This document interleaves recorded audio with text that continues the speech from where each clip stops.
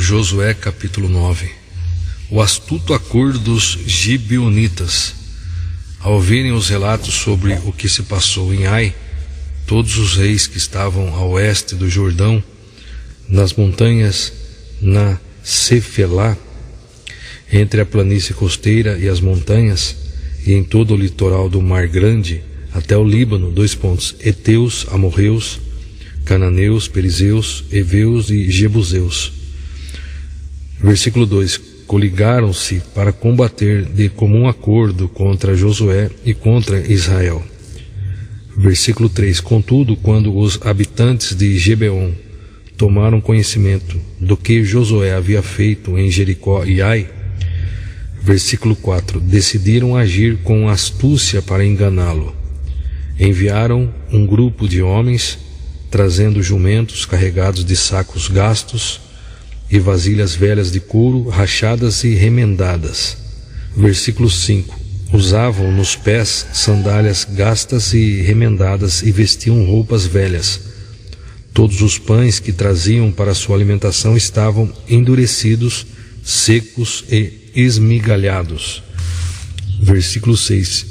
Então se dirigiram a Josué no acampamento de Gilgal e rogaram aos homens de Israel. Viemos de uma terra distante, fazei, pois, uma aliança conosco. Versículo 7. Os homens de Israel replicaram aos heveus.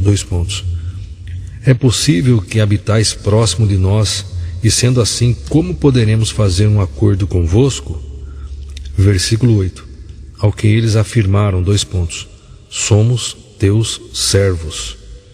Entretanto Josué lhes questionou. Mas quem sois? De onde vindes? Versículo 9. E eles declararam, teus servos vêm de uma terra muito distante, devido à fama de Yahvé teu Deus, pois que também ouvimos falar dele, de tudo quanto realizou no Egito. Versículo 10. E de tudo o que fez aos 2 reis amorreus que estavam a leste do Jordão. Seom, o rei de Esbom, e Og, o rei de Bassã, que reinava em Asterote. Versículo 11. Então os nossos anciãos e todos os habitantes da nossa terra nos recomendaram, abre aspas, tomai provisões para a viagem, ide ao encontro deles e declarai-lhes, somos teus servos, fazei, pois, um pacto de paz conosco. Fecha aspas. Versículo 12. Eis o nosso pão. Estava quente quando o tomamos como provisão nas nossas casas, no dia em que partimos para vos encontrar, e agora eis que está endurecido e reduzido a migalhas. Versículo 13. Estes odres de vinho eram inteiramente novos, quando os enchemos, e eis que estão rotos, rachados e remendados. As nossas sandálias e as nossas roupas, eis que estão desgastadas devido à longa jornada. Versículo 14. Os israelitas decidiram examinar e provar os alimentos dos heveus, entretanto não pediram o conselho do Senhor. Versículo 15. Então Josué celebrou uma aliança de paz com eles, garantindo poupar-lhes a vida. E os líderes da comunidade israelita confirmaram este juramento. Versículo 16. Aconteceu que 3 dias depois de fazerem acordo com eles, descobriram que era um povo vizinho, que vivia nas proximidades do arraial de Israel. Versículo 17. Então os filhos de Israel partiram do acampamento e chegaram às cidades ao 3º dia. E as cidades dos heveus eram, Gibeon, Quefira, Beerote e Kiriate Jearim. Versículo 18. Todavia não os atacaram, porquanto os líderes da comunidade lhes havia feito um juramento em o nome do Senhor, o Deus de Israel. Porém toda a congregação israelita queixou-se contra seus líderes. Versículo 19. Então os principais de Israel ponderaram diante de toda a comunidade. Nós lhes juramos por Yahvé, Deus de Israel, e portanto não temos como descumprir a palavra empenhada e tocar neles. Versículo 20. Isto é o que lhes faremos, permitir-lhes a vida conforme prometemos, para que não venha sobre nós a ira divina por quebra de juramento. Vamos ler Salmo 15. Veja só. Versículo 4. A seus olhos o ímpio é desprezível, mas dedica honra aos que temem o Senhor.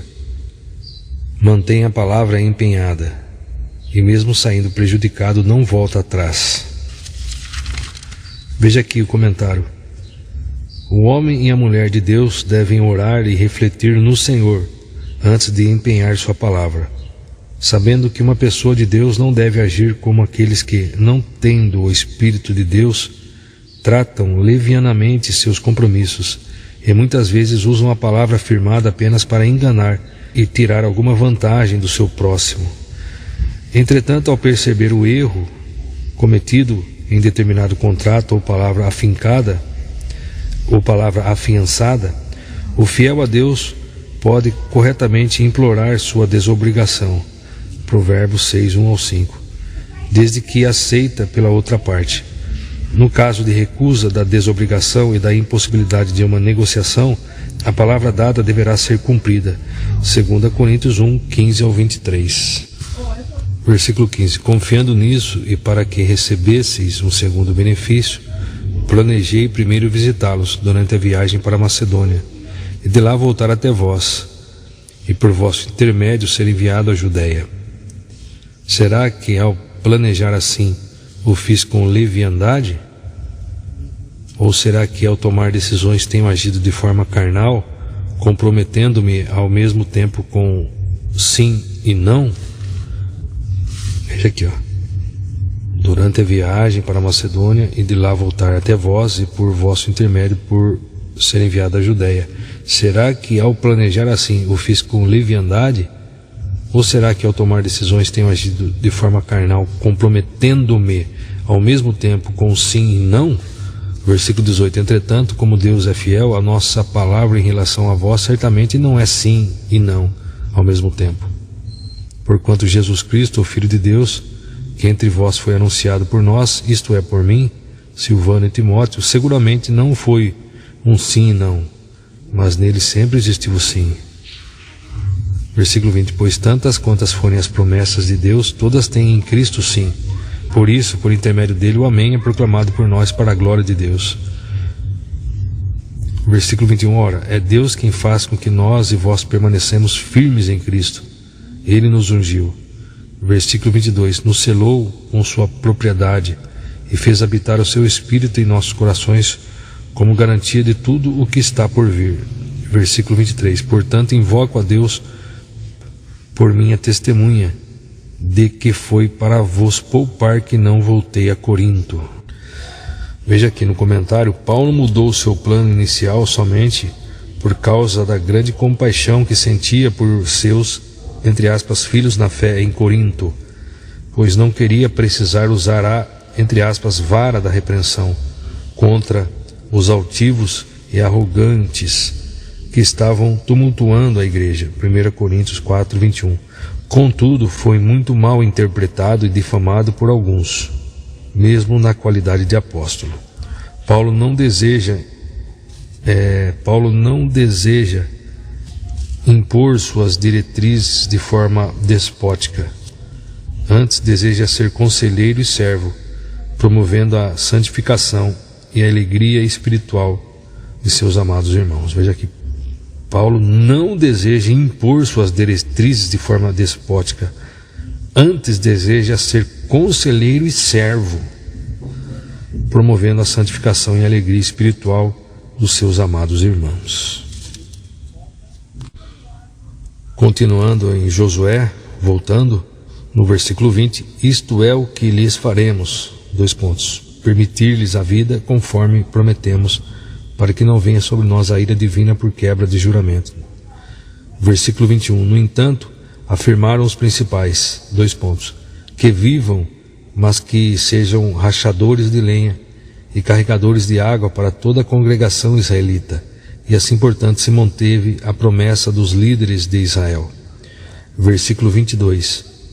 Então Josué convocou os gibeonitas e os interrogou, por que nos enganastes argumentando, estamos muito distantes de vós, quando na verdade habitais em nossas cercanias. Versículo 23. Agora, pois, sois malditos e jamais cessareis de ser escravos, trabalhando de sol a sol como rachadores de lenha e carregadores de água na casa do meu Deus. Veja aqui no comentário a profecia de Noé de que Canaã passaria algum dia a ser escravo de Sem, Gênesis 9, 25, 26, é parcialmente cumprida mediante esse acontecimento. Os gibeonitas deviam servir toda a comunidade por meio do trabalho diário do corte e transporte de lenha para a, abre aspas, casa de Yahvé, fecha aspas. Versículo 21 que lemos. O culto no tabernáculo, abre parênteses, e mais tarde no templo, fecha parênteses, exigia muita lenha e água, consequentemente muito trabalho braçal. A partir dessa ocasião, toda essa mão de obra deveria ser fornecida pelos gibeonitas como serviço a Yahvé. Quando Salomão foi proclamado rei, o tabernáculo e o altar estavam postos em Gibeon, segundo Crônicas 1, 3 ao 5. Continuando, versículo 24. Eles explicaram a Josué, é que se anunciou com certeza aos teus servos a ordem dada por Yahvé, teu Deus, a Moisés, seu servo, de vos entregar toda esta terra e de exterminar diante de vós todos os seus habitantes. Por isso, com a vossa aproximação, fomos tomados de um pavor desesperador pelas nossas vidas. Eis porque agimos assim. Versículo 25. Agora, pois, estamos nas tuas mãos, Faze-nos aquilo que te parece bom e justo. Versículo 26. E assim Josué os tratou, livrou-os da mão dos filhos de Israel, que não os mataram. Versículo 27. Naquele dia, Josué determinou que passassem a ser rachadores de lenha e carregadores de água a serviço da congregação israelita e do altar de Yahvé, em qualquer lugar que o Senhor escolhesse para a sua adoração. É o que eles são até os dias de hoje.